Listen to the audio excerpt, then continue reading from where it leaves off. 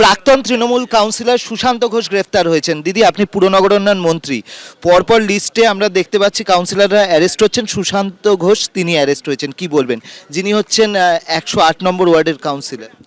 দেখুন, তৃণমূলে যারা কাউন্সিলর তারা বেশিরভাগটাই হচ্ছে দুর্নীতি পরায়ণ, এবং এই এলাকায় যেখানে সুশান্ত ঘোষ মহাশয় থাকেন বা তার কাউন্সিলর, সেখানে কদিন আগেই আমরা বিভিন্ন বাড়ি, ইললিগাল বাড়ি ডেমোলিশ করেছি, এবং সারা কলকাতা জুড়ে বিভিন্ন বিধায়ক, তাদের ছেলে, বিভিন্ন কাউন্সিলর তারা করে গেছে। সুতরাং বিভিন্ন টিএমসির বিধায়ক এবং কাউন্সিলর অ্যারেস্ট হচ্ছে, সেটা আইনের ব্যাপার। আমরা মানে তদন্ত হোক, এবং সেখানে যদি তিনি পেপার না দেখাতে পারেন তার দুর্নীতির যে কারণে হয়েছে, তাহলে তার গ্রেপ্তার হবে, শাস্তি হবে। কিন্তু কিছুদিন আগে তিনি বলেছিলেন, পুরসভায় প্রেস কনফারেন্স করেছিলেন যে পদত্যাগ করছি।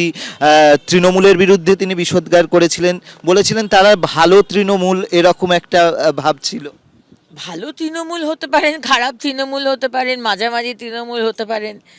আইন তো আইনের পথে চলবে। আপনি ভালো তৃণমূল হন, আপনি নেপালে পালিয়ে যান, আপনি রিজাইন করে দিন, আপনি যদি দুর্নীতি করে থাকেন, সুশান্ত ঘোষ বলুন, সুজিত বোস বলুন, আমাদের আর যারা যারা, দ্য লিস্ট ইজ লং, যারা যারা অ্যারেস্টেড হয়েছেন, কেউ ছাড়া পাবেন না।